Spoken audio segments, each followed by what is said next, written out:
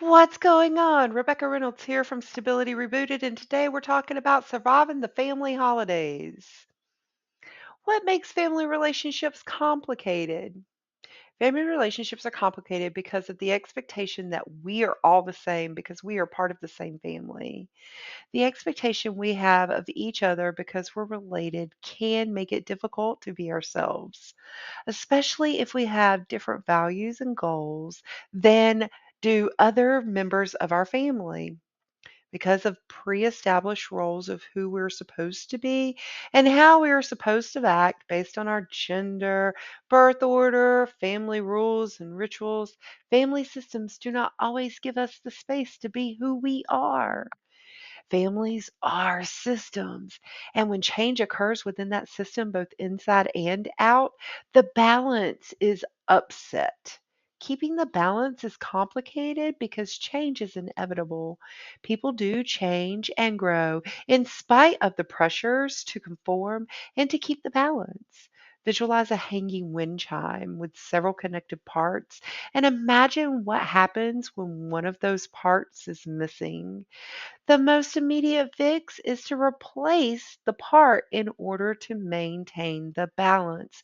But that's not always simple or easy to do when we're dealing with family. Why is this more challenging during the holiday season? Expectations are elevated during the holidays because the family rituals and assumptions about how the family is supposed to be. Some of us have big assumptions about what this is supposed to look like. Family holidays are supposed to be joyous and happy. The holidays are times for families to get together. If you don't have family, there's no reason to celebrate. We've all heard there's no place like home for the holidays. The bigger the gift and the more we spend, the better. And everything has to be perfect are a few assumptions that we have when it comes to the holiday season.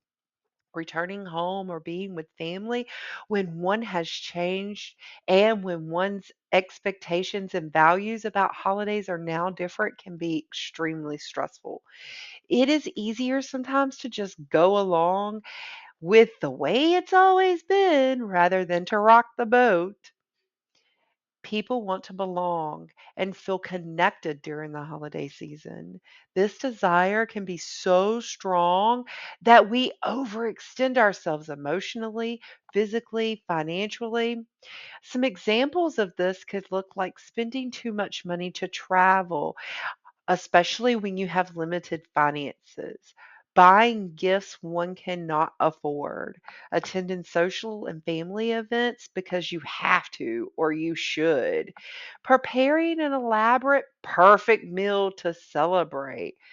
These are some things that could actually cause us to feel more stressed out during the holiday season, but also fall under the expectations of what the holidays should look like. Oftentimes, we don't think about mobility factors that are overlooked, but the expectation is still high because family traditions demand one to be with a particular family member.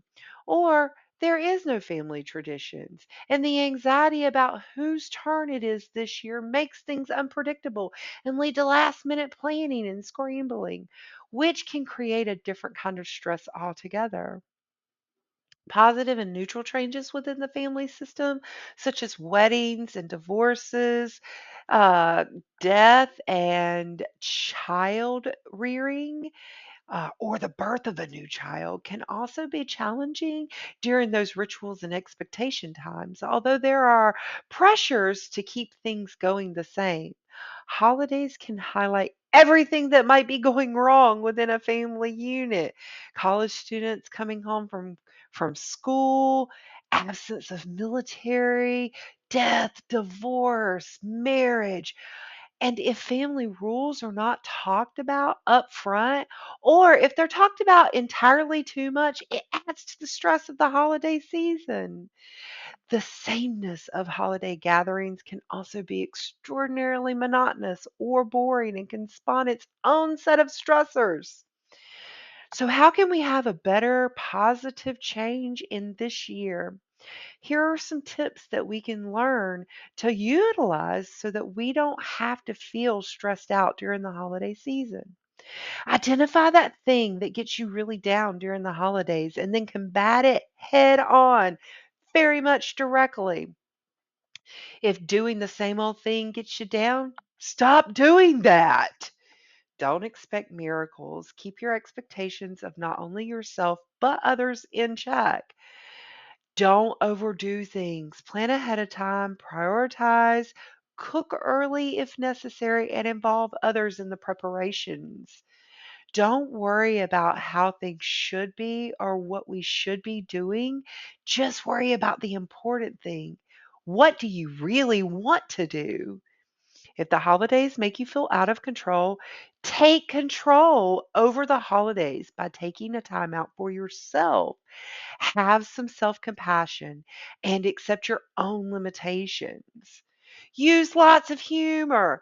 Make sure you find the lighter side of life and don't take anything seriously.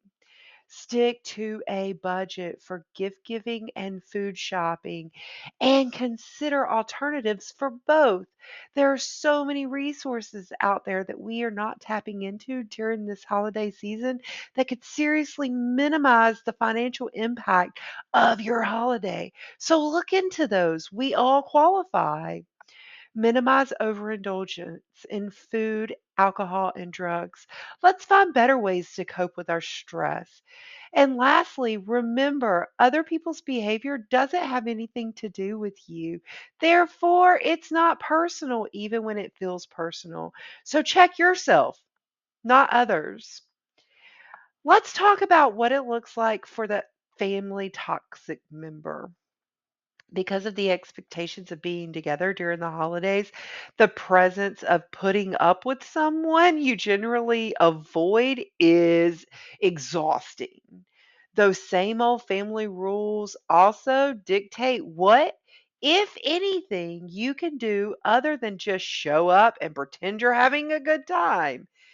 If this is someone who holds a grudge, or you're the one that holds a grudge, or there was a disagreement that you just haven't been able to settle, try contacting them beforehand to talk it out so that the disagreement doesn't roll over into everybody else's good time. If a phone call is not okay, maybe you try doing that in text messages or emails, or you send them a letter. Reaching out beforehand can often help minimize the stress and awkwardness during the holiday season. It can also give you an opportunity to air out any complications within that relationship and set healthy boundaries.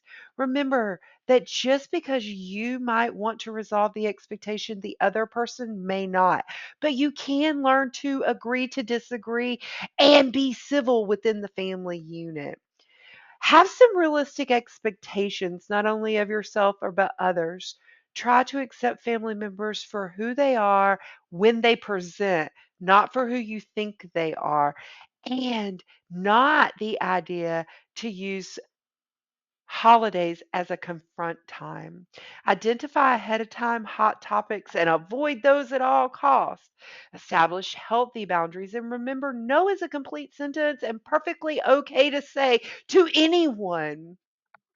Try talking to that family member up front with the relationship to avoid any kind of scenarios that may roll over or trickle down onto others. Remember, we can role play this out and make it look amazing. And be aware of how unhappy, traumatic memories impact holiday seasons and kind of check your own self with that in your mind. A high percentages of people try to avoid stressful situations during the holiday season.